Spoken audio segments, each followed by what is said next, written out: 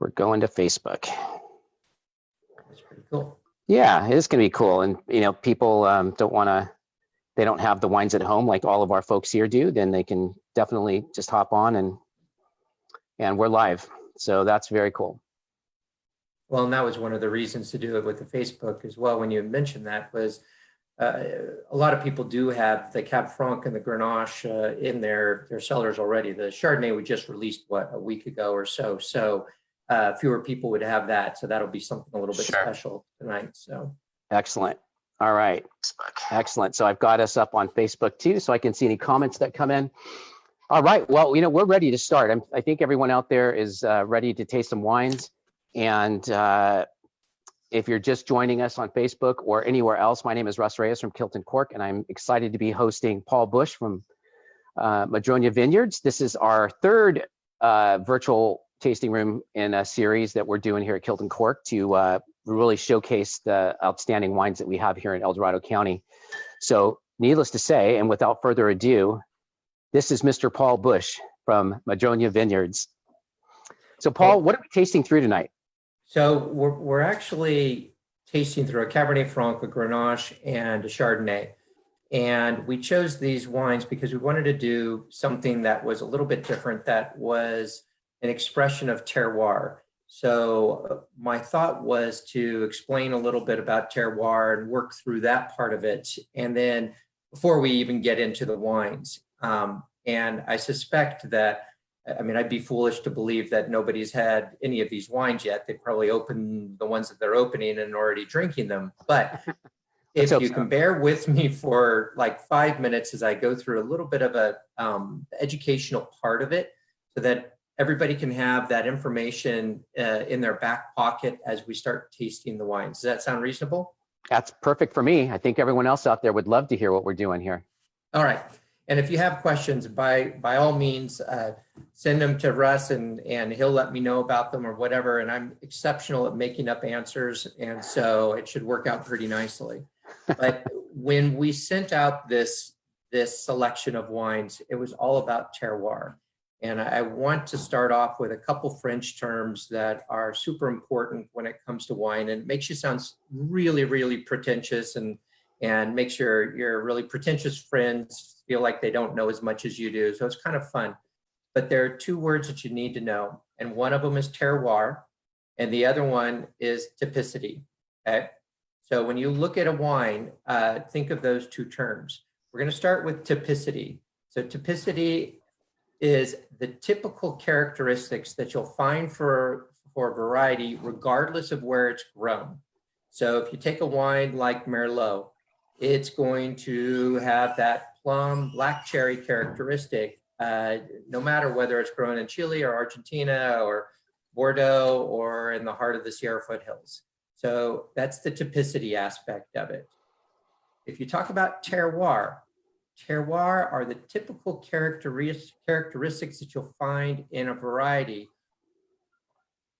that are found in your region. So in other words, it can be across varieties actually. So it's this thing that makes your region special. In other words, I can't make Cabernet Sauvignon from the left bank of Bordeaux, nor can they make my El Dorado County Cabernet Sauvignon. And that in itself is the special part. So the terroir is the characteristics that you'll find from the region regardless of the variety. That makes sense? Typicity, regardless of where it's grown, terroir is of the region. So when you look across all of these things, terroir is going to be basically, it's associated with your soil, it's associated with your elevation, the slope, the climate, and then all the other things that you can't explain. It's the je ne sais quoi that's in wine that makes it so special from your region.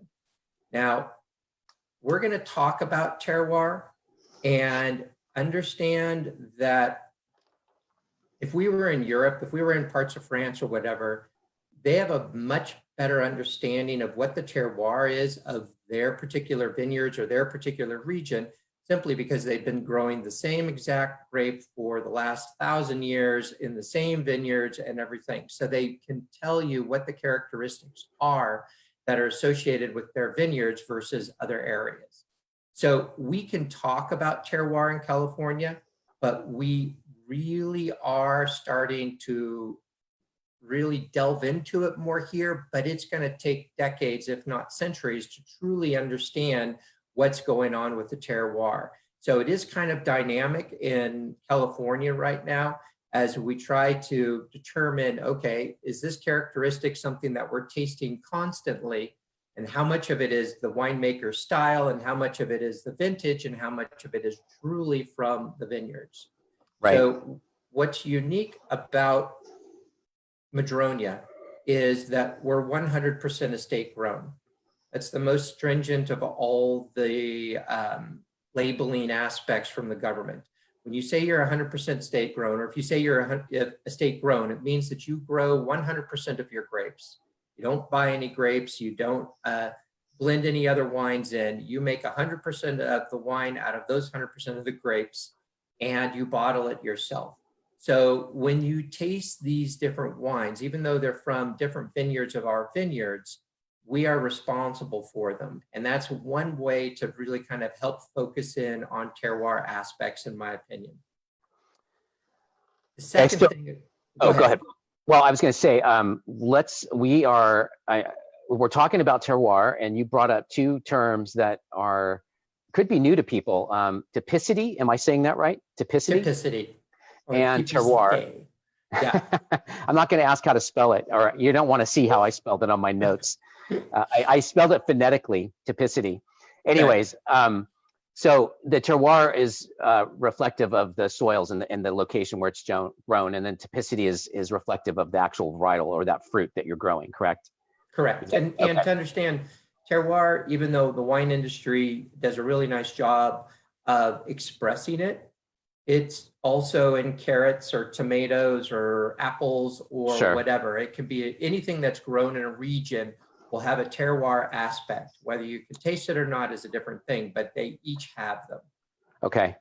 Well, so because we're going to dive deeper into terroir here in a second. I thought maybe you might want to just give them a little bit on the Cab Franc so they can start tasting that and giving us their feedback.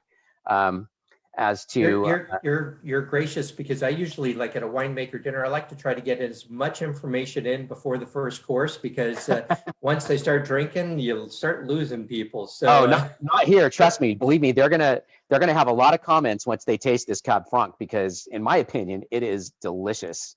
All right, so let's talk about the Cab Franc. First, you need to know which vineyard it's from. It's from the home estate vineyards here. And these were planted in 1973, 1974. So they're 40-some-year-old vines now. And they're own-rooted, which is kind of unique. Own-rooted vines are vines that don't have a rootstock. And nowadays, you'd be crazy to plant vines without a rootstock simply because there's phylloxera. It's a small root louse that's wiped out the wine industry in different areas in Europe, and everything from native vines out of the United States. So you plant on rootstocks that have wonderfully romantic names like 10114 and 3309 and 420A and that kind of thing.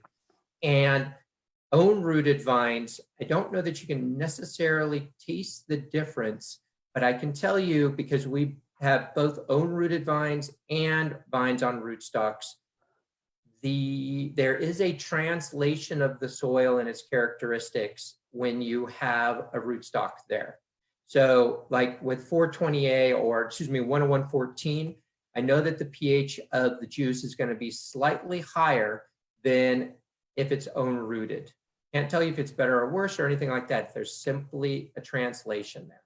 So this Cabernet Franc is off of the estate vineyards here in Camino. So things to know, it's 3,000 feet elevation, and all of the soils here are a broken down volcanic soil. It's an Aitken clay loam. Now, the interesting thing about it, and don't worry, we'll get to the Cab Franc here in just a sec. The interesting thing about it is that it's a very low pH soil. It's a high acid soil. And if there's one other thing to take back from this, low pH soils tend to give you varietal focus and elegance. High pH soils tend to give you rounder mouthfeel, okay? It's not one's better than the other. It's just that they're very different. So the point of this one is to try and bring that minerality into the wine because it's going to be there. So starting with this, it's a 2016 Cabernet Franc. What I'd like to do is if we talk about typicity aspects of Cabernet Franc, oh, sorry. That's okay. I got you. I can hold up my bottle too. So the 2016 Cabernet Franc, not only do I believe Cabernet Franc is one of the best varieties you can grow in El Dorado County, because it doesn't matter whether you have ours or if you have lava caps or if you've ever had Latchums or all the wineries that make Cabernet Franc in El Dorado County, they're all exceptional Cabernet Francs. Now, if you taste Cabernet Franc, it's a wine that you often think of for putting complexity into a Bordeaux blend. And so it's not the wine that has like intense like jam or intense berry or intense anything. There's this underlying typicity aspect of dark cherry, some floral spice characters, kind of a violet or lavender character. And then you get this aspect of sweet spice that's not quite vanilla, but more in a clove kind of characteristic or whatever. That's what I look for in Cabernet Franc.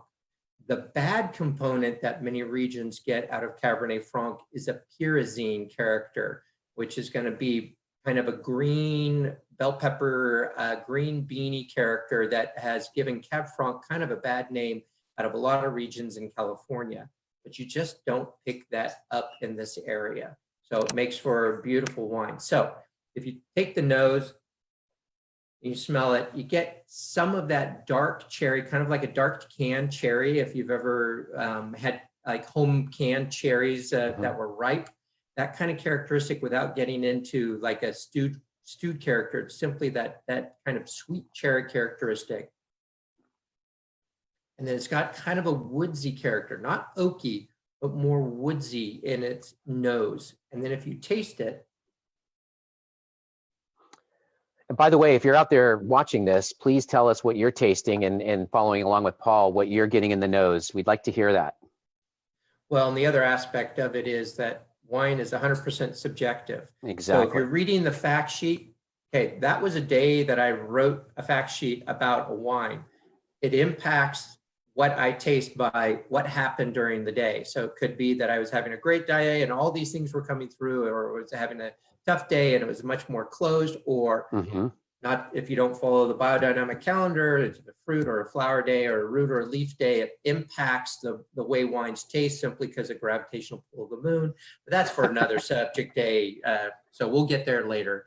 But when you taste this wine, what I look for is something that has some nice density and depth to it that comes across with that dark cherry that's all running through the mid palate, but without it being kind of big and fat. That's the thing about Cabernet Franc, is it's all about this complexity of characteristics. And then when it finishes up on the back side of it, I get this kind of almost earthy forest floor characteristic. For me, that is the terroir. That is the minerality that comes through from El Dorado. So if you get one out of Paso or you get one out of Napa, their expression comes across differently because they'll have their terroir aspect. For me, I love that kind of earthiness because not only is it complex when it comes with the cherries and all of that, but it makes it a great bridge ingredient if you do anything with mushrooms or earthy characteristics in the dish. So for me, it's the quintessential pairing wine that goes with almost anything you put next to it. I can do it with a Penang, like a red Penang curry, Thai curry, or I can do it with beef bourguignon or any sort of grilled meat. Thai curry, now that would be a great pairing with this. I didn't think of that. That's a very good suggestion. So everyone out there watching, if you have some comments, questions, comments about this Cab Franc, please just put them in there. We'd love to hear from you. One thing I do want to say about Cabernet Franc is I can tell you, because we grow Cabernet Sauvignon, Cabernet Franc, Merlot, Petit Verdot, Malbec, all Bordeaux varieties. Each one has their own individual aspects and everything. When it comes to Cabernet Franc, the difficulty with it is it's got elegant characters. They're there in so many different ways. But because the characters are elegant, you have to be very careful about over blending it, because you can lose all of the Cabernet Franc aspects in it. The other thing about it is, and here's the yin yang of winemaking versus what you're trying to get in the end. Cab Franc has big tannin structure from this area, okay? If you go to the Loire Valley in France, it's a much more elegant variety that has a fair amount of acidity, and it's kind of bright, whereas it's a little more dense when you get it from the Sierra foothills. But with that comes this big structure and these big tannins on the finish. Traditionally, if it were Cabernet Sauvignon, you would put a lot of new oak into it, a new French oak, because that's going to allow for micro-oxygenation through the barrel and soften the tannins. That's the whole point of it. But if you put a bunch of new French oak into Cabernet Franc, it's going to just taste oaky. And all of the characteristics of Cabernet Franc get lost. And at that point, why even make it? You know, you might as well just make a red table wine that has a heck of a lot of oak in it. I think you could say hell. It's okay. We're all adults here. Because it's a French variety. We've got some comments here. Tammy says it is super yummy, and it's one of her favorites. And Anne said that the earthiness, she said earthiness before you. I'm super proud she got it. She called it before you. And I want to give a shout out to some of the people watching on Facebook. Lots of people out there. Amber, Kara, Marcy, Raymond, Dave Thomas, Brian and Jennifer Bumgardner, Charles Christian. You guys, thank you for joining us on Facebook. I wish you had the wines. And if you do have the wines, pop them open and talk about them. So this Cab Franc, it's one of those varietals. Would you say that the terroir here in El Dorado County is of such that this varietal will thrive in this area, or is it depending on the geography? I would say from all the Cab Francs that I've tasted in the region, I would say that it thrives in this area. The issue with it is because it's been grown in a lot of places in California and gets that pyrazine character. Remember I was talking about that kind of green beany herbal aspect.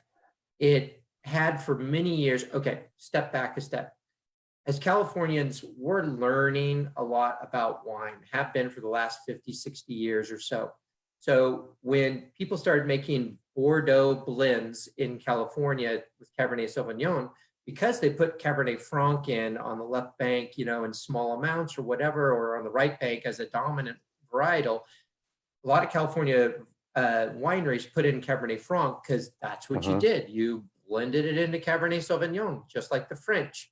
And then they would put Cabernet Franc into their vineyards, and all of a sudden they're like, I can't use this. It's so herbal. It's so aggressively herbaceous, you know, and so they blend it out into other things. So it came with a reputation in California as being not the best variety. But when you get it into the foothills, and there are certain other areas of California, but if you get them into the foothills, it is so unique in its density and its wonderful kind of complex characteristics for here, that earthiness and the cherries. And then you find out that sommeliers love it because it has so many bridge ingredients that it goes with so many foods that you can always have Cab Franc with foods, and you're like, oh, wow, that's a great pairing. So it has all of those things going for it. So I think it's the variety of the region. But then again, I love Cab Franc. Yeah, so, no, it's delicious. So we have a question out there. Kathleen wants to know what kind of barrels were being used in this Cab Franc. So it did get about 25% new French oak on this, which my favorite Cooper is Ramon. So they would get predominantly medium and medium plus toast levels, and Allier. Allier would be the forest in France where the wood comes from, and it's a tight grained oak, and so it ends up giving very subtle oaky characteristics and a very slow micro-oxygenation. And so you end up getting a really nice kind of slow maturing of the Cabernet Franc and not losing the essence of Cab Franc. Well, we've also got some more comments and questions. Eileen says she's very surprised that this is 100% Cab Franc with just the taste. And then Nancy says she's surprised at how light the dryness is on the finish. She said aren't Cab Francs typically more dry? So two things. One, it's not 100% Cab Franc. Sorry, I mean, it's actually got about 4% Cab and about 3% Merlot in it, and a splash of Malbec, less than 1%. And I can tell you that the Cab and the Merlot were blended in to help soften the tannin structure on this wine. Show it again. That was the point on it. The other things going for it is we don't release immediately. In other words, this is a 2016. So it had a year and a half in the barrels, and then it's had another year and a half in the bottle before we even started drinking it. Even though we're down to the last 40 cases on this wine, I think it's starting to get into its kind of prettier window of drinking. Now, real quickly, one thing to talk about the dryness. Dryness, if you're talking about perception, it's different than what the way wineries talk about it. Dryness for us is lack of residual sugar. So all Cab Francs, they're pretty much all dry. But because Cab Franc has a little bit more backbone tannin structure, you tend to get more of a drying palate, and the fact that it is based a lot on spice characteristics more so than lots of fruit.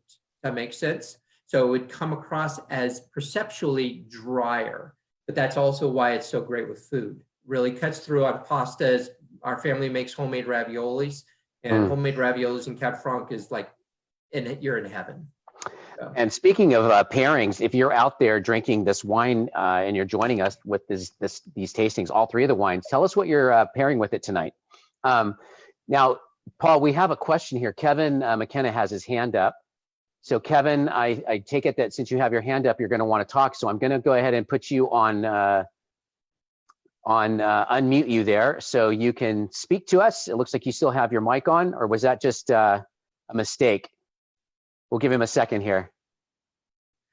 So before Kevin gets on, one thing I do want to say is, and I can't remember if I've already said it, but if you're looking at terroir, characteristics of the region and everything, the one thing that obliterates it is overripeness.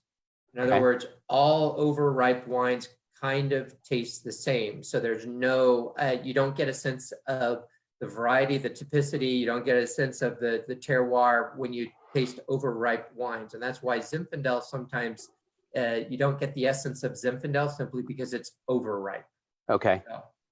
Well, before we move on to the Grenache, which, by the way, is one of my two favorite varietals I've got. People that have been watching me for a long time know that I've got two favorite varietals, and one of them is Grenache. But I people saying hi to you out there, Paul, on Facebook. Leon Davis says hi. Hey. Kim Pratt is saying hi, so very cool. Winemakers. Yeah, other fellow winemakers. So are we, can you? Yeah. So if you have the Grenache open up there, you're going to want to. I hear Kevin in the background. Kevin, you have a question? Is that Kevin? Hello? Yeah. Kevin, there you are. Hi. Hey, in layman terms, can you explain what tannins are?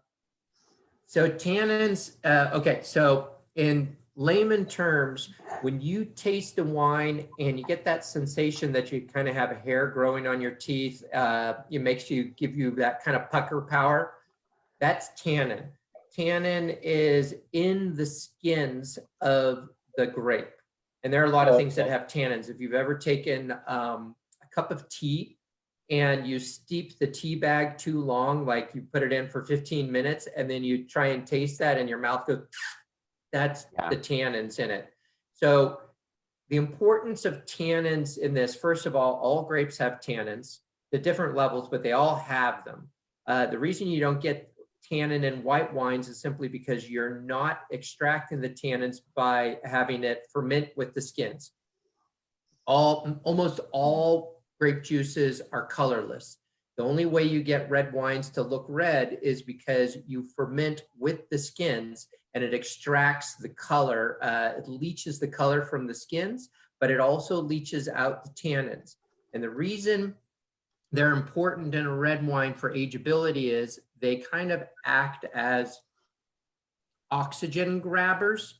So over time, when your cork is letting small amounts of oxygen in, because it's a natural wood product, you're micro-oxygenating the wine, and tannin is grabbing some of that tannin, this is the way I look at it, and maturing the wine and softening it. So like last week, we did a virtual tasting here, which was 2006 Cabernet Sauvignon and 2016 Cabernet Sauvignon. And they were like night and day, partly because of the vintages, but partly because one had an extra 10 years of micro-oxygenation through the cork, softening the tannins. Does that make sense? Yeah, that does. Thank you. That's a great explanation. Thank you very much, Kevin.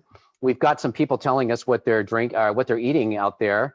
It looks like Eileen's enjoying Paul and Maggie's recipe for Middle Eastern lamb meatballs. Oh, that's for Zed. Yeah, we've got some braised pork with fennel and olives in a slow cooker. God, this all sounds so good. Spicy meatballs with penne pasta. Yeah. Wow. Cauliflower, kale, white bean soup. It's amazing with a Cab Franc. Really? Even All kale, good stuff. huh? Yeah, that's what Tammy says. So we'll believe her. So like I said, the nice thing about Cabernet Franc is you can literally pair it with almost anything. It's the one variety that, like the one dish with the olives in it and everything. Olives can be a very difficult pairing partner, and Cabernet Franc can actually handle it pretty nicely. So if you're ever in question, and don't forget pork and Cabernet Franc, chicken and Cabernet Franc. I mean, it's a spectacular red wine when you don't know what else to have. That's a great word of advice for people, is pull up that Cab Franc when you don't know what else. So Grenache. All right, so this is off of the Sumukan Inye Vineyards in Pleasant Valley. They're vineyards that we planted in 1997 on this, no, 1995 on this block. It actually is on a couple different rootstocks of 10114 and a little bit of 3309. And it's on it's a north-facing slope and on Aitken clay loam again. So it's a volcanic soil. So going for that benefit that, and here's something to think about when you plant your own vineyards. By having that higher acid, lower pH soil, I would want to look for varieties that inherently have a fairly high pH to them. And Grenache often has, when it's finished as a wine, has a higher pH. So I would be looking for a soil that wasn't giving it more body, because it's already going to have enough body and richness by having that higher pH. You just actually don't want it to be overly fat. And so instead, we look for these low pH soils that can give us some of those kind of elegant aspects into a variety that is already kind of explosive. And Grenache can be that way. Now, the interesting thing about Grenache, and we're going to do one step backwards. When you grow Grenache, or when we grow Grenache, it throws a lot of crop, and you have to drop half of the crop on it. So every cane has 2 clusters on it. By doing that, it ensures that you get more intensity and more of the color and fruity characteristics in your Grenache Noir, the red one. But what we have found out is that you don't know which cluster to drop until you go through veraison, until it starts to turn color. And so you let it go through veraison, and then the one that isn't colored as much, you would drop. But we just harvest it and make a Grenache Rosé out of it instead. And then a month and a half later, you pick the Grenache to make the Grenache Noir. So that's the background between a Grenache Rosé and a Grenache Noir, for our winery at least. Gotcha. So, sorry. Go ahead. Well, I was going to, as you're talking about it, I've always heard and been under the impression that Grenache is a difficult grape to grow. In fact, there's a wine named Bitch out of Spain, Grenache. It's a Grenache, but they call it Grenache. I think it's for the American market. And I heard that the reason why they call it that is because it is such a difficult grape to grow, to manage. Well, And I think it is if you compare it versus a lot of varieties, but we happen to grow Pinot Noir for Rucksack and we grow Nebbiolo. And those two varieties pretty much set the bar on for difficultness. Yes, stupid grape varieties. And so when you get to Grenache, you're like, wow, the tonnage is really kind of nice on it. And as long as you Gotcha. work on the vines and open them up, then you can come out clean. And understand, we farm everything naturally. So there's all organic sprays, no herbicides. And, you know, we live in California. It's easy to do here. And so we've been doing that for the last, 8 years or so. So let's talk real quickly about typicity on Grenache. For me, the number one characteristic out of Grenache for typicity is strawberries. This kind of ripe strawberry characteristic that you get off the nose of it. It doesn't matter where you grow it, you tend to get that characteristic.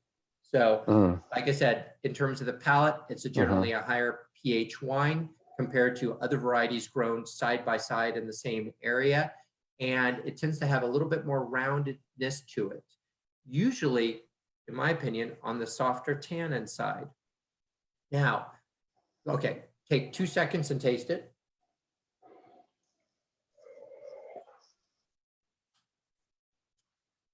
And temperature's a big deal on this one.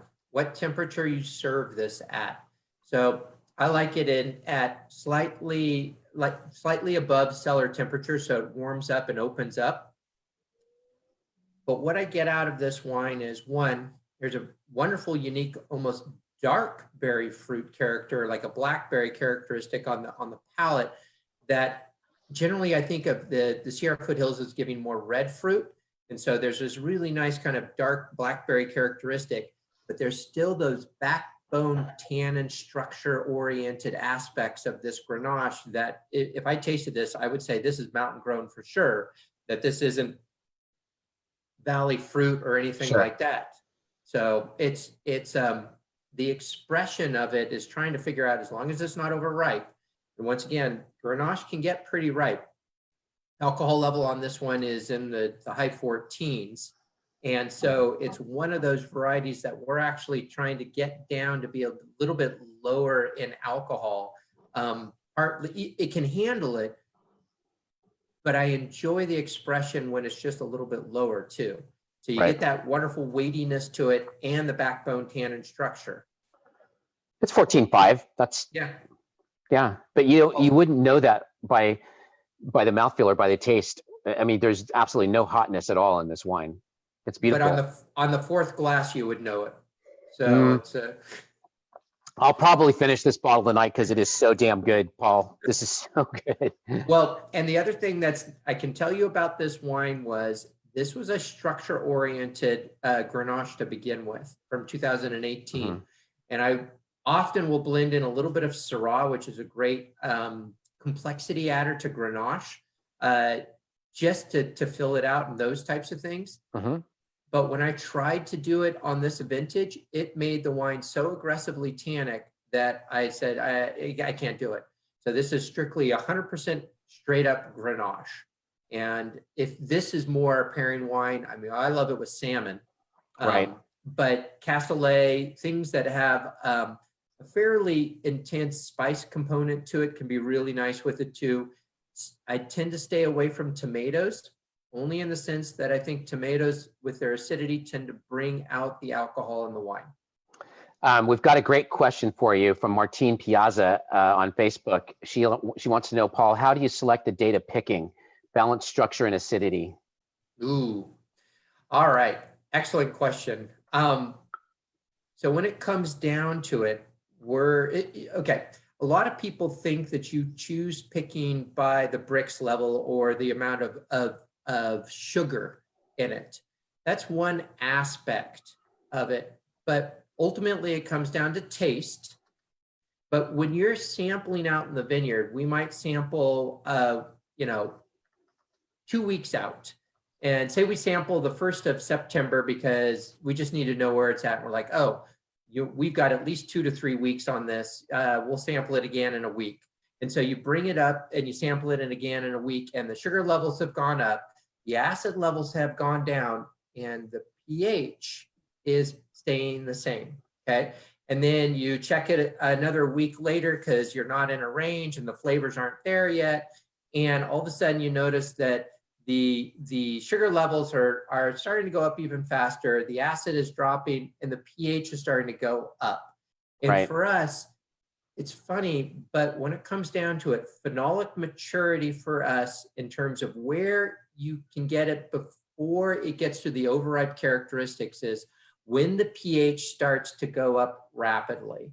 And if you start seeing the pH level going up, and it's not very romantic, I apologize, but when the pH levels start going up, you are not going to get any more good characteristics out of the phenolic maturity of the grape. And so we're pH people. Ultimately, Gotcha. it's the taste, but the pH is the probably, if I could only choose one analytical part to go by, it would be pH. Okay. Another question we have from Diane Bush says, you're using the word elegant in a way that it sounds like it means something specific. Can you say a little more about that? Oh, I'm going to get you for that, Diane. Put you on the All right. spot for that one. Elegant is a wonderful term to throw out. So it can be used in a way that the wine is thin. And a lot of wineries can, if it's as a pejorative, it would be that way.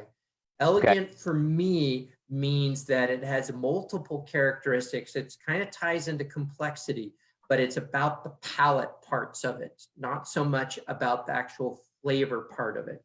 So an elegant wine would be something that has good enough acid to it, but all of the characteristics kind of come through on a seamless, straight across thing. And whenever I taste a wine, I'm not such a complex person, as my sister knows, that I need to break it down into basically 4 different components. I break it into the nose, smell that. I break it into the entry, how it explodes or doesn't on the first taste when I put it in my mouth, the mid palate, which is everything in the middle, and then the finish, how it tastes as it lingers on my palate. And so even when we're blending, we're trying to make sure that all of those components kind of come together into a very seamless palate. And for me, that's where the balance and elegance come together. Elegance is a little bit more of a froofy term for me than balance is, but it's not this over the top jammy explosion of fruit or whatever. There's more going on. It's a thinker's type thing, and that's how I use elegance. It's how I dress too, is elegantly. Of course. And if you joined us just now, Paul's been very, very detailed on a lot of the terms he's using. We've learned terroir, which looks like terrier or terror, but is in fact pronounced terroir, correct? Yeah, well, and I can tell you that spell check will often try and make it terrier. Terrier, or yeah. terror. And then we've got typicity, which we learned typicity is a characteristic that describes a commonality between a varietal across wherever it's grown, but you should have those characteristics in that varietal, correct? And now we've learned what elegant means. For me. For you, yes. Right. That's outstanding. So we've got some people, more people joining us. We've got Michael and Beverly House on Facebook saying hello, and Jennifer Sears. Jennifer Sears says she loves this. Jennifer Sears Bruner, take that back. Lauren Rizzolo is watching. And if you have any questions for Paul, please feel free to ask them either on Facebook or right here on our Zoom meeting as well. So what I like about the Grenache is, and I don't know if you've all had a chance, if you, when you open the bottle, if you tasted it originally and now you're tasting it, but this is a wine that really opens up nicely in the glass and kind of expresses itself with a little bit of air. And why that's important is this wine's going to age out pretty nicely. And I'm not saying 20 years because you kind of want to look for the fresh fruit in this wine, right? But it's young. This is a wine that, this is a wine that I think with just a hint more time, another 3 months or 4 months, and I apologize, you opened your bottles already, but another 3 or 4 months. You can get more. It's just, yeah, it's just going to get better and better because it opens up in the glass that way. The tannins tend to to almost soften slightly, probably because the fruit's coming out a little bit more as it opens up. And so it's a great food wine. You'll find that the bottle kind of mysteriously disappears when you're watching a movie when you're drinking Grenache. Whereas the Cab Franc for me is more of that dinner wine that's going with the foods and everything. The Grenache is just kind of like, oh, I'll have another glass of that. So. Absolutely. And to that point, I have to point this out because this is just gold right here. Nancy says, just wanted to mention that the best thing that she has ever paired with this wine is her glass. I'm going to steal that, Nancy. I'll have to remember that. So the best pairings on all of these wines is the glass. Is the glass. See, but remember, who knows? It could be El Dorado County. It could be straight out of the bottle too. So that's true, and there's nothing wrong with that. We're not judging anybody who's going to drink this wine straight out of the bottle, especially now. Okay, can I step into one part that is going to be probably cause more questions than I care to answer, and probably don't have the answers for anyways. Sure. But of course, I'm doing it with Madrona logo wear today. I can see you've got a Bordeaux glass or it's a bigger. It's actually a passport glass. Passport glass, but it's a bigger, bold glass for Bordeaux or Zin. Yes.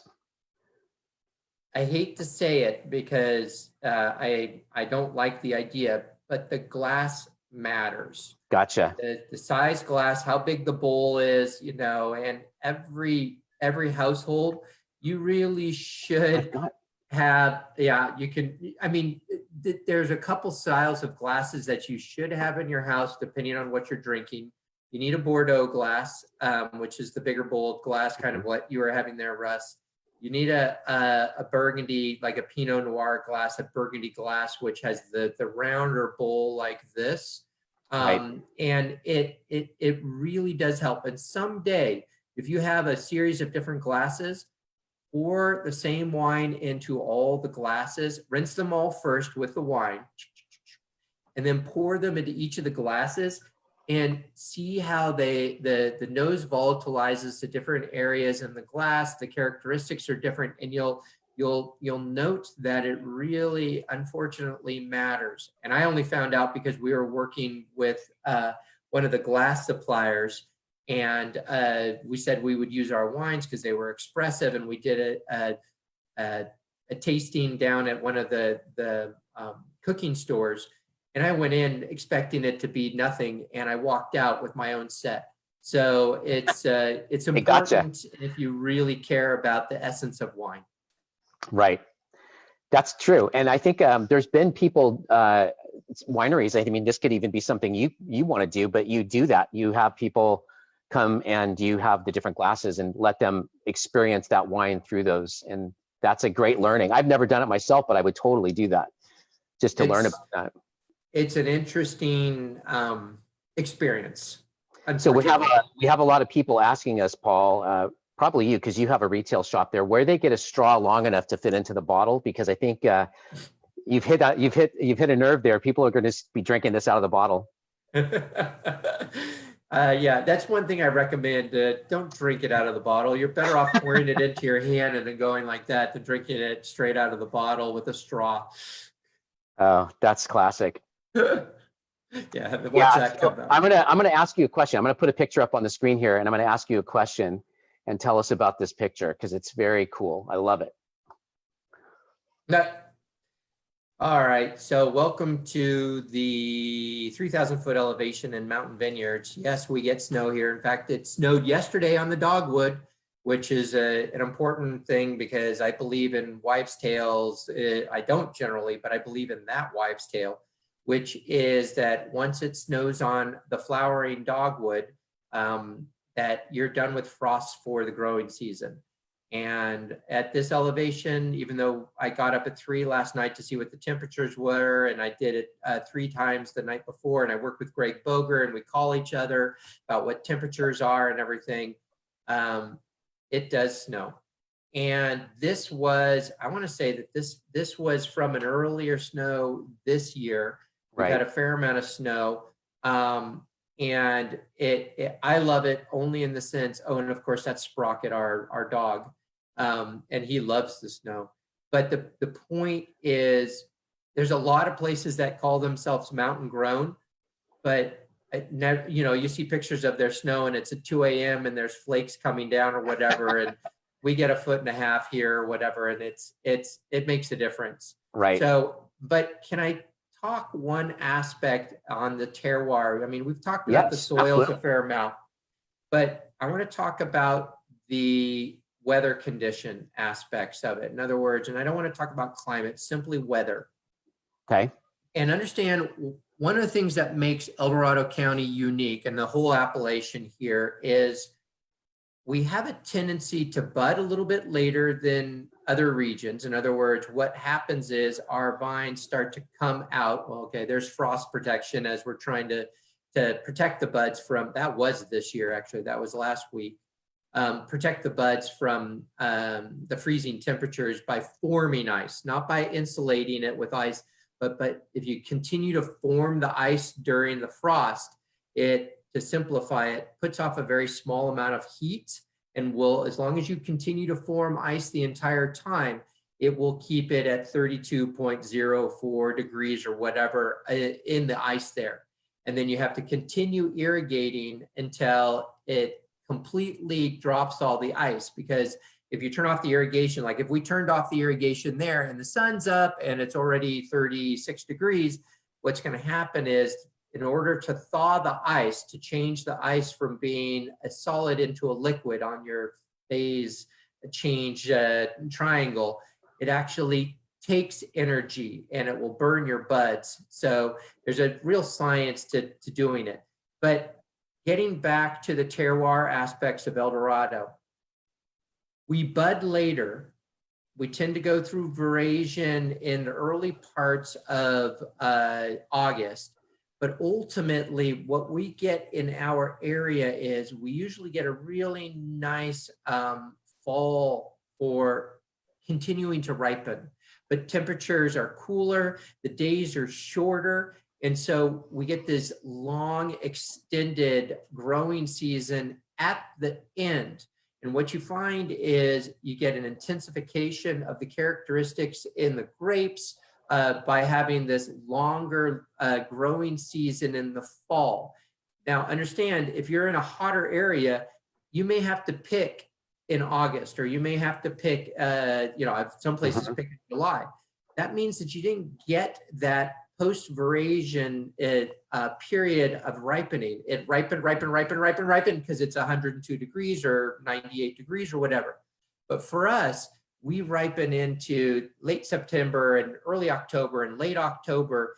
And as long as we can beat the rains and the snow, what we get is this very long intensification of characteristics as it ripens into the fall. And that's one of the things that really sets this region apart and the higher elevations than a lot of regions in the United States. So, Right. Okay. Cool. I think I'm ready to move on to the Chardonnay. I think so too. I'm ready. Let's do it. All right. So this is our Chardonnay. This is a 2019. And this is a blend of two different clones that one is the Wente clone, which is the premier clone out of California, Wente being out of the Livermore area. And the other one is the old clone 4, which is the old UC Davis clone that we planted in 1973. So these are own rooted vines, again, from the home vineyards. What I really, really love about this wine is well, first of all, it's the Chardonnay for people that don't drink Chardonnay. In other words, I've had so many people that say, I don't like Chardonnay, but I like this. And partly because it has the brightness and partly because it's got the richness. So this is as we tend to enjoy lower alcohol wines, this is a wine that we picked at about 21.3 on both of the blocks. In fact, I can tell you, we picked this at 21.2 and 21.5 were the two lots that went into this. And what you get out of that is that lower pH level and that higher, brighter acidity. And so I bottled this wine cold. which has this wonderful lift of a little bit of CO2, the carbonic acid or the CO2 in it that is from the fermentation, and it lifts the fruit. And so let's talk typicity. Yeah. Really quick, before you get to typicity, because this is something people are asking, because it is very unique and it's contrary to what a lot of people have experienced in tasting rooms. But we're tasting the Chard last. We're tasting the white wine last. Why is that? Oh, because it's the smart thing to do. Okay, so let's just move on. So here's the deal, and I don't argue this for any other vineyard or winery or anything, but when you're at our elevation with these soils and everything, the red wines are big structure wines. They have tannin and backbone and all that kind of thing. The white wines are bright, fresh, and acidic, okay? So we grow Riesling, we grow Gewürztraminer. I mean, the Rieslings have a pH of 2.9. I mean, just crazy. If you drink all or taste all the white wines, and I'm telling you in the tasting room here, if you taste all the white wines, that is, and then the red wines, the acidity builds up in your mouth from the white wines. And then when you taste the red wines, it exacerbates the tannins on the red wines and makes them seem extra tannic. Okay. But if you drink the red wines first, they're big and they're rich and they've got their structure, but they're not tannic. And then the white wines, because they have all that wonderful, bright, fresh acidity, they're like a palate cleansing sorbet in the middle of the meal. And they taste exactly like they're supposed to taste, but because they're bright and fresh, they're cleansing the palate at the same time. And so, and I don't get credit for this. It was a store in Ohio when we used to sell in Ohio years and years ago. And they said, if you do this, because in Ohio, you can taste wines in the store. It's legal, which has not been legal in California. And when I went over there, and literally I said, you know, I'm going to try the white wine first. They're like, no, try the red first. I'm like, I'm not stupid. I wasn't born yesterday. We own a winery. I'm going to do the white wine first, you know, just like we've always traditionally been taught to do. It's like, no, do the red first and the white. And he explained it to me. And then he looked at me and he said, for your style of wine, you might actually consider doing this. He says, your white wine sales won't change, but your red wine sales will. And so we came home and we made the conscious decision. We're going to do it for 6 months. And after a month, we knew it was the right thing for us because no kidding. Our red wine sales went up 12% and our white wine sales actually went up 4%, but our red wine sales went way up. And the wines taste better in that direction if you're tasting wines. So like even now, if you taste this wine, it tastes bright and fresh and rich and round and all the things that I love in Chardonnay, even after tasting the red wines, and you've forgotten entirely about the tannin. All right, so you were going to tell us about the typicity of a Chardonnay before I sidetracked you there. You way sidetracked me. I did, but they were asking people. I mean, that's a legitimate question, and people were asking. Yeah, absolutely. It is, and I don't recommend if you have big fat Chardonnays, it's not what you should be doing necessarily. But for us, it works. And so typicity wise on Chardonnay, it's a very subtle kind of malleable variety. And that's why, okay, the number of people that you talk to and they'd say, oh, Chardonnay, I love vanilla and I love buttery characteristics in Chardonnay. That has nothing to do with Chardonnay. That's how you make it, okay? You know, malolactic fermentation with some good new French oak on it, and you get those characteristics. You can make other white varieties taste the same way. But when it comes down to it, Chardonnay has very kind of subtle apple or pineapple characteristics, kind of green apple, pineapple.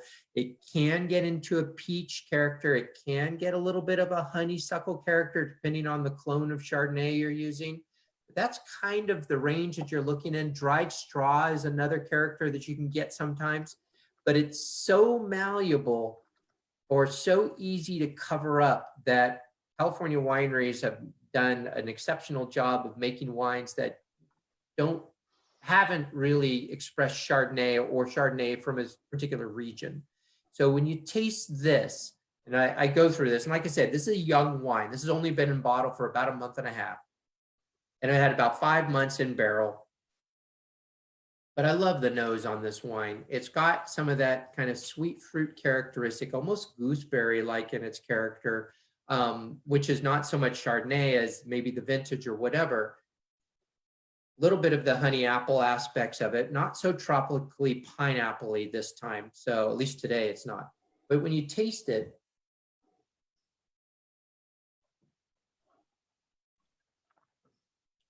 you get a little bit of the creamy richness in the mid palate. It is a malolactic fermentation.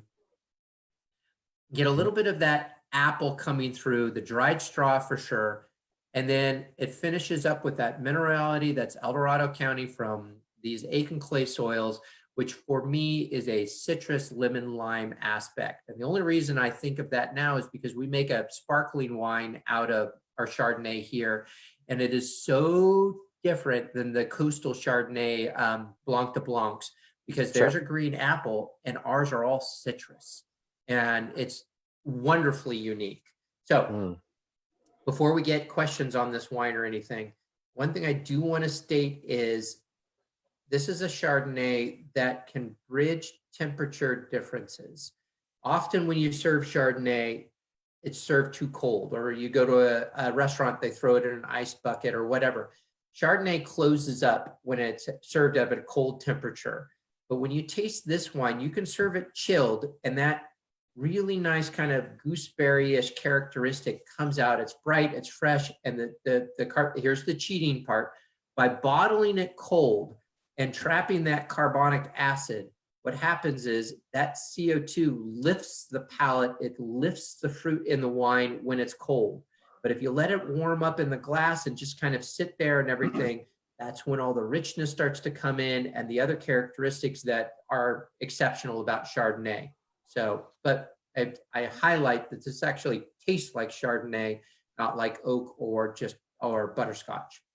Well, and I find that fascinating because on your recommendation, when I opened the wines before we started our tasting, I pulled the Chardonnay out of the refrigerator and opened it, and it's been sitting here on my my desk the whole time. So it's been warming to this room temperature, and it does. It's just very open now. The difficulty with a classic California Chardonnay is they're generally picked fairly ripe as well. And if you serve them at room temperature, not only do they get a little bit fat, but the alcohol is hard to hide in a wine that doesn't have enough fruit. And so if you get a warm Chardonnay that's a big and rich, slightly high alcohol wine, the alcohol can come out of solution and be a little bit aggressive on the palate. And this is 13%, by the way, if you're out there drinking this with us, which is low, really. I mean, maybe for a Chard it might be high, but this is I think it's a lower alcohol than. But that was an intentional winemaking decision, and you provide the greatest segues out there. I mean, I love it because talking about terroir.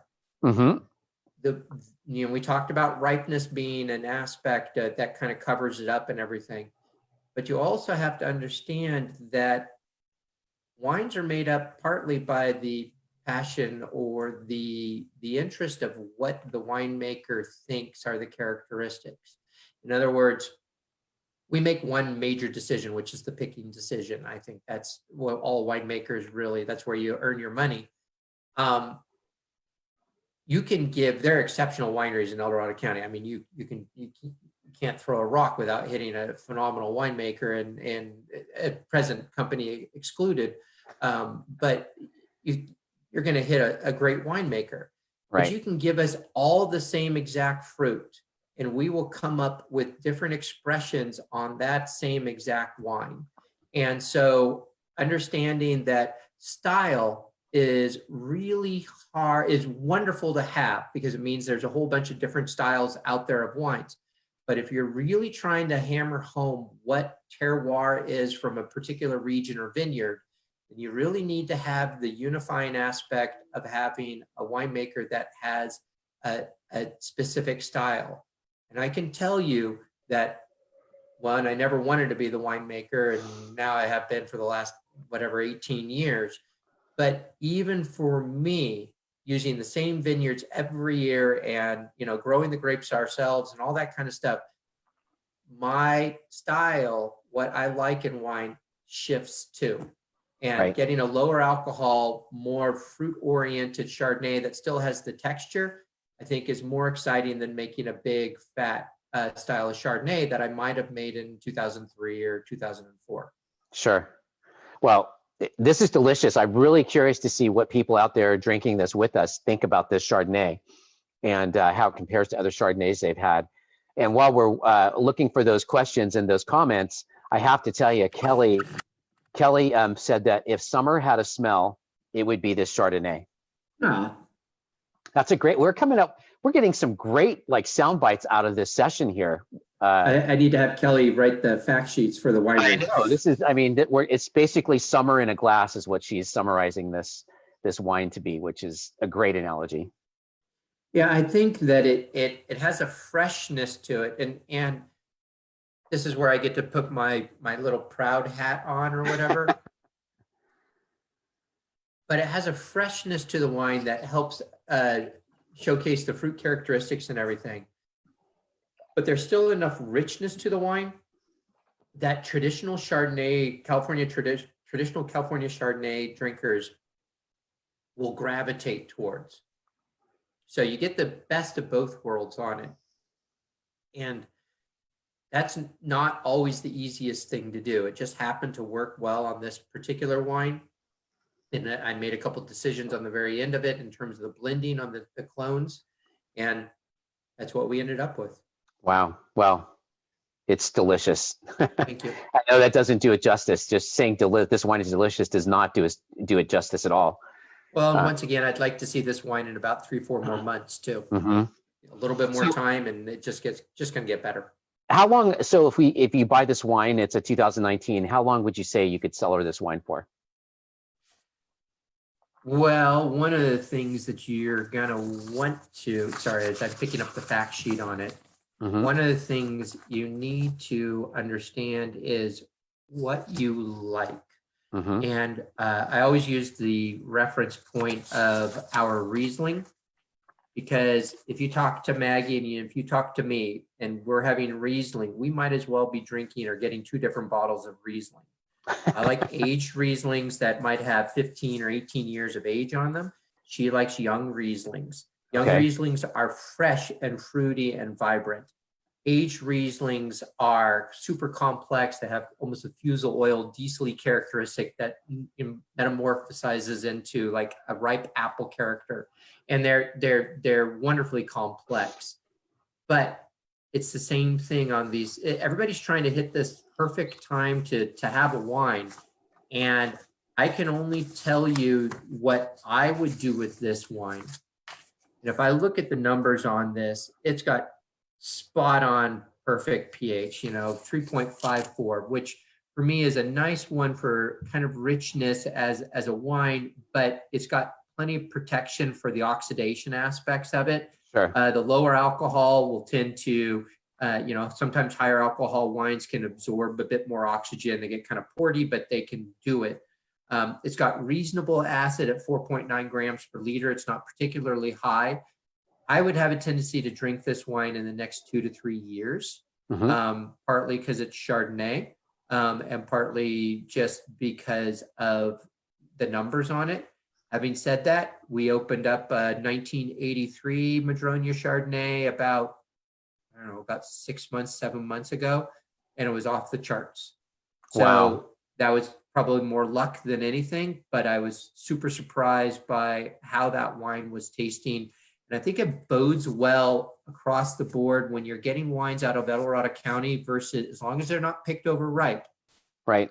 El Dorado County, the El Dorado appellation does an exceptional job of making wines that have age-worthy aspects to them compared to a lot of regions that are just making big and fat and easy to drink wines. El Dorado has something that the mountains give it, that give that extra ageability and kind of complexity. So give it a whirl with all the wineries in the area. Absolutely. And speaking of that, we've got some more people that want to say hi. Colleen Schweidart says hi. Valerie Patterson-Berry from Carrot Vineyard says hi. Eileen Javora Boger says that it's so yummy. It's one of her favorite Madrona white is a Riesling. Thank you. And Kara agrees with that. So we've tasted some amazing wines tonight, Paul. I just want to thank you for taking the time to do this. I want to open it up to any more questions that people have. We definitely don't want to rush anybody. We want to take time and answer people's questions. So if you've got some questions for Paul, you'd like to ask him, by all means. But while we're waiting on those questions, Paul, you've got another one of these coming up, right? Another virtual tasting that you're doing? Yeah, so we're actually doing 2 more. Okay. One of them we're doing next week, which is about blending. And we have 2 wines. Okay, first of all, straight up and being honest, we own 2 wineries because there's nothing more stupid than owning a winery than owning 2 wineries. And so we've done that. And in 2015, our Bordeaux blend, the Quintet, is all about the elegance and everything of the Bordeaux blends and all that kind of stuff. Well, our other winery, Rucksack Cellars, also made a Bordeaux blend. And it's the same 5 varieties, the same vineyards, but the whole concept between the 2, it's completely different. And so we're going to talk about blending and what we're doing with that and why it makes a difference and what each of the varieties adds to it. That's one of them. And then we're also doing for Rucksack, we're doing, I think the sampling is a Seco, which is a dry Portuguese blend that we make, Pinot Noir, and I forget what the last wine is, but it's a trio of the wines from Rucksack Cellars.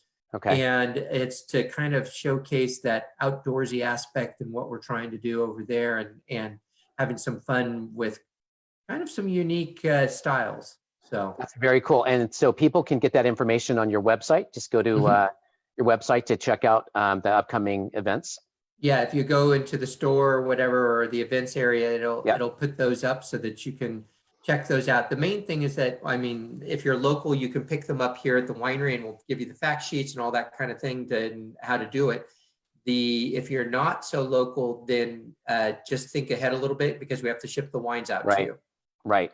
And on that note too, at Kilt&Cork, we're also going to have a few more virtual tastings coming up. We've got a couple of Bumgardner. We've got Crystal Basin tomorrow. Skinner Vineyards is going to do one, and Via Romano. And those are all on my website, kiltandcork.com. Or you could probably find all these on our Facebook pages as well too, Paul, I would imagine. They're on your Facebook page as well. Yeah. And that's part of the fun of it. I mean, in the shelter in place aspect that we have right now, what a great way to explore El Dorado. And I mean, the Bumgardner wines are phenomenal. And with Brian, because Brian does the tasting, right? Oh yeah, Brian. Yeah, he did. So Brian would be sitting in your chair right now talking about their wines. Yeah. Brian's the best. And so, I mean, the information that you can get and understanding that the winemakers that are in El Dorado have so much passion about what they're doing, hearing it straight from the proverbial horse's mouth is really the best way to do it. And what better way to kill an evening than drinking a bunch of wine and talking to winemakers? Yeah, I mean, this is really, for me, it's been a fascinating journey because people that are kind of on this cutting edge. So you people out there that are watching this live with us and bought the wines, you're on that like vanguard of a new way of experiencing wine in your own home, but you're still with the winemaker. And I think that's fascinating. It's something I think is going to stick around even after this shelter in place. Hey, Paul, I was going to ask you about that. Isn't it kind of ironic that shelter in place, when you take that acronym, it's SIP? I mean, it's almost like they did that on purpose. I think it's wonderful, but I actually think it's interesting because it has a silent D and an R and an N and a K, so it's actually pronounced drink. But so can I ask our participants to do one more thing? Absolutely. Can you, for the heck of it, take a sip of the Chardonnay? I'm going to follow along with you. Do it right now. Embrace it, the freshness, all those types of things, blah, blah, blah, blah, blah. And then take a sip of the Grenache. I just happen to have some in my glass right here. That's a coincidence if I ever saw one. Well, and the interesting thing is to note the tannins on the wine after having it after the Chardonnay. And for me, the tannins tend to be a little bit more pronounced than when we went from the Cabernet Franc, even though the Cab Franc is eminently more tannic than the Chardonnay is. But going from the Cab Franc to the Grenache tended to just bring out kind of fruit characteristics in the Grenache and this big round body and everything. And I never really thought about the tannins. But if I go from the Chardonnay to the Grenache, I tend to pick up these big tannins on the back side of it. So that's just for fun. No, I absolutely picked that up. It totally changed the taste of it. Yep. For me. So when it comes down to it, I mean, we spend a lot of time in the tasting room here when we open again, that we actually go through anytime we have a new wine coming into the lineup, Sure. We actually have to redo the entire lineup to make sure that it fits in with the wine before it and the wine after it. So wow, that sounds like a really tough job, having to sit there and taste all those wines to make sure they fit in where they belong. It's a grueling one, and it only takes 3 to 7 hours. That's really cool. I love that. So if you have any last questions there for Paul, we've got some people commenting. Rucksack tasting is Seco, Pinot, and Cash. Thank you. Yeah. And then Kelly says, we miss you, Paul and Maggie. Can't wait to be back in the tasting room, sipping with their favorite peeps. Amber was amazed that that you cellared that Chardonnay from 1983. So here's for Amber real quickly. We have every single variety from every vintage at Madrona back to 1978, with the exception of the 82 cab. The 82 cab, wow. We've drunk them all. That's the benefit of having being the owner of one of the two wineries that you own. Yeah. Wow. It's really 1978. That's in fact, my father passed away recently, and in celebration with the family and everything, we opened up the 78 and the 79 cabs, Cabernet Sauvignons. And if you happen to have those still in your cellar, they're tasting great. So that's that foothill structure and ageability. Nowadays, it's hard to find. And I think that's why El Dorado and why you should be going around to the wineries in the area, because they do an exceptional job. Is just to taste all those good wines. Yeah. Amber's asking when the party is. So, okay. I'll say this though. Yes. Every once in a while, we will taste through an entire variety, like Cabernet Sauvignon, and we'll get the 40 bottles out and go through it and everything. It is not nearly as much fun as you think it should be. It's a lot of tasting and spitting. Not that the wines are bad or anything. It's just that's a lot of wine, and you're doing it critically. And then you say, I'm going to choose these 4 bottles to take home. Gotcha. But Amber, you don't want to do it, Amber. It sounds wonderfully romantic. Yeah, just forget about it. Yeah. You don't want to do that. Hey, listen, since you brought it up, I think it's just appropriate that everyone out there, if you guys want to raise your glass to Paul's dad, Dick Bush, just, we wouldn't be here if he didn't start this in 1973, right? My mom and my dad, they were a team, and as one of the pioneers in the area, they took some great risks, and now they're 76 wineries in the county. So it's an amazing place. It is. And it really, we owe it all to them. And so I think with that in mind, cheers to your father. Cheers, Dad. Well, I got to tell you, Paul, this has been really fun. I mean, I've learned so much. I can't even tell you how much I've learned just in this 1 hour with you about the frost. I've never seen that before, how you actually create the ice. That was new to me. And learning a new word, typicity. Boy, you just sound so pretentious now. I love it. I know. I'm going to use that all the time. Oh, the typicity of this. Not, but still, it's good to know that though. Yeah. This has just been an amazing tasting with you, and I really appreciate that. I hope everyone out there has enjoyed it as well. Feel free to leave your comments, both on Facebook and on here. Let Paul know what you thought of this.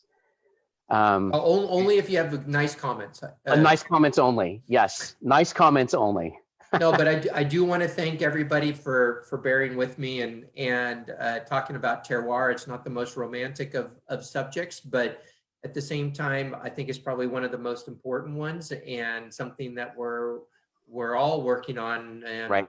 for your patience, and I hope you enjoyed it as much as I enjoyed talking about it.